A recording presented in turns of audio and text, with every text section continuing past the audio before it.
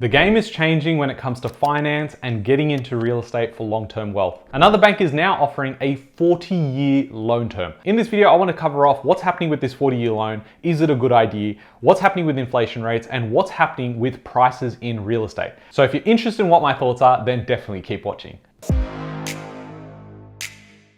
Hey guys, my name is Ravi and welcome back to Personal Finance with Ravi Sharma. If you're new here, smash that subscribe button because I talk about real estate, personal development, and all things financial freedom. Now, we are about to jump in to the great Southern Bank who's come out and said, 40-year loan terms, let's make it happen. Traditionally, we've always had 30-year loans, but for something I advocated about 5 years ago was, hey, we are going to see how liquidity and accessing finance is about to change. And we're gonna see 40-year loans and it's gonna become quite normal. And then what we're gonna see is really low deposits. And that's exactly what we're seeing right now. The new 40-year loan joins a handful of others on the market and is being spruiked as a realistic pathway for younger Australians to enter the housing market. Great Southern Bank, one of Australia's largest customer-owned banks, said it's responding to a clear need in the market.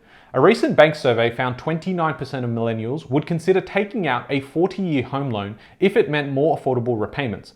Great Southern Bank joins non-bank lender Pepper Money that launched the first official 40-year home loan on the mortgage market in December 2024. Smaller lenders, including RACQ Bank and G&C Mutual, also offer 40-year loans, but typically only to first home buyers. Now, this could be an absolute game changer. And if you think about it, it's like saying, I'm gonna go out and take a 700K loan, but instead of making it in 30 years, I get to do it in 40 years. And that significantly reduces how much you have to pay back, which means when they're doing their servicing checks, it could mean 20 or 30% increases in what you can borrow.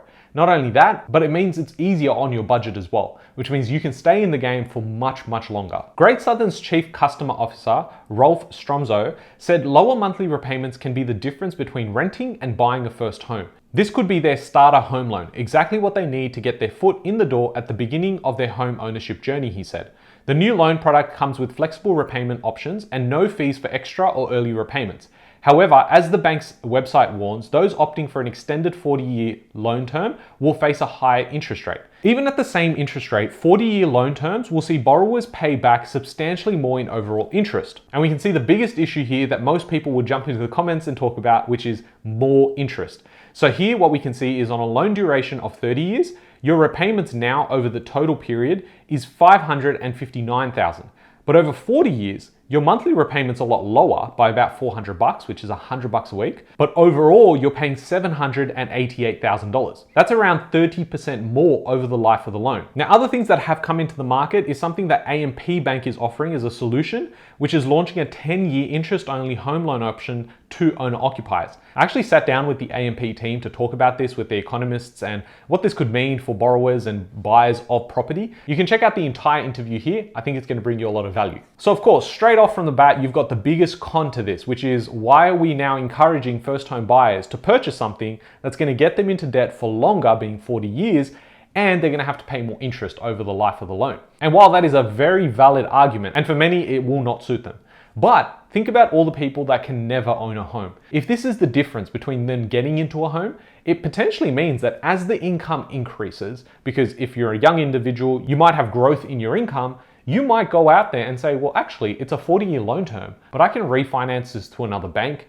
and say it's a 30-year loan term. Or I can go out there and try and pay extra, so I'm not paying it in 40 years, I'm paying it in 25 years. So that option is still available. It just means that from the outset, you have an option to get into the market, whereas previously you couldn't. Now, obviously a really big part of getting into property is finance. And one of the biggest factors are interest rates. So I wanna look at what inflation is looking like because we've come off an interest rate cut and we've now got the Fed coming out and saying, we're definitely cutting and we may potentially cut 3 more times before the start of 2026. So here what I have is the annual versus quarterly inflation numbers. In the green, we have annual, and in the black, we have the quarterly numbers. Now, for context, I started my YouTube channel around this point here, and we saw inflation drop through the floor, we saw interest rates drop, and then what followed after that was inflation starting to increase. And then we had pretty much near the top here, we had Governor Philip Lowe come out and say, we're not increasing interest rates for a while. And then meanwhile, we saw inflation continue much higher. Obviously, during that time, we saw Sydney and Melbourne markets slow down. We saw other markets also slow down, and we saw interest rates go up at a record pace. But since then, we've been managing inflation quite well. Inflation's been dropping all the way from 7.8% in December 22 to now at 2.1% in June 2025. Now, why is this so important? Because the latest data is about to drop. And if we have this number drop below 2%, which is likely, it means that we've fallen out of the band or the target range that the RBA actually looks for. So, for instance, they're always targeting around 2 to 3%. And what you can see is inflation here is pretty much between 2 and 3% until 2019. While we do see a lot of the time the inflation rate being below this number, we do have periods there where it was above it for a really long time, especially over the last couple of years. Now we're at 2.1%.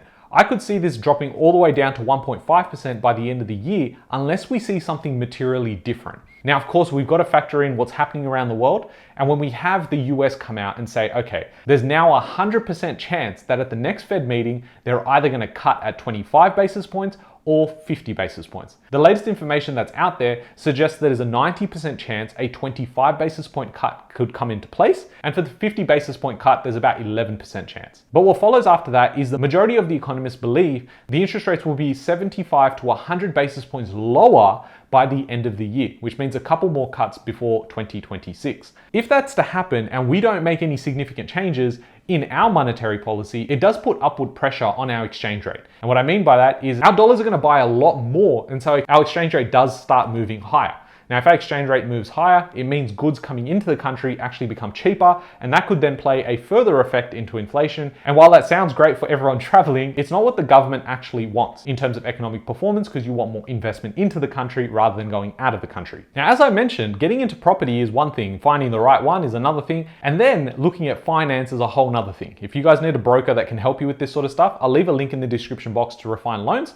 But if you also need help finding the right property and getting the right strategy, because you might already have a broker, then definitely contact Search Property. I'll leave a link in the description box below for a free call. Now, the game is changing because we know traditionally, if the RBA comes out and cuts the rates by 25 basis points, all the banks are pretty much going to follow.